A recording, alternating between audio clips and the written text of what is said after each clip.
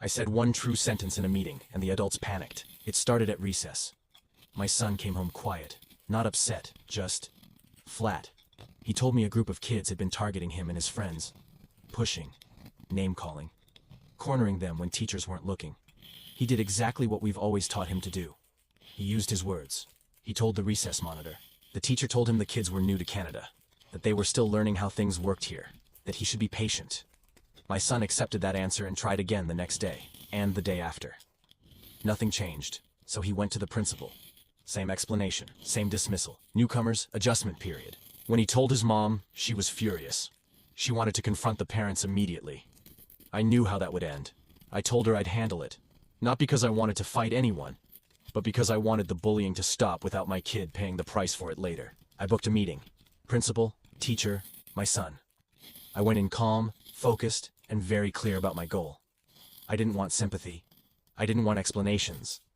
I wanted accountability. As soon as we sat down, they repeated the same line. These kids didn't know better. Different culture, different norms. So I asked a simple question. What are you doing to stop it? They said they'd spoken to the boys. I asked if the parents had been involved. No, not yet. That's when I realized this wasn't confusion. It was avoidance. And my kid was the one being asked to absorb the cost of it. I turned to my son. Calmly.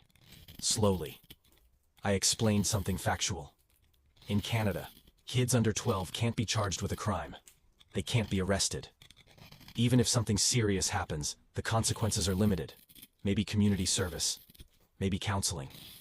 That's it. The room changed instantly. The principal cut in, sharp, saying I couldn't tell him that. The teacher backed him up, both visibly uncomfortable. I asked one question. Am I lying? They didn't answer. I waited. Silence. Then I pointed out to my son that neither of them said I was wrong. I told him to give it a week. If the bullying continued, he was to tell me immediately.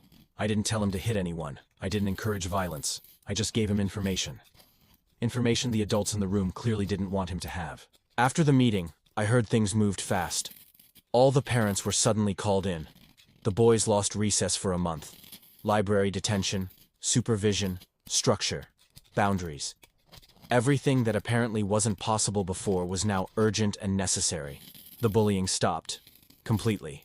No more incidents. No more excuses.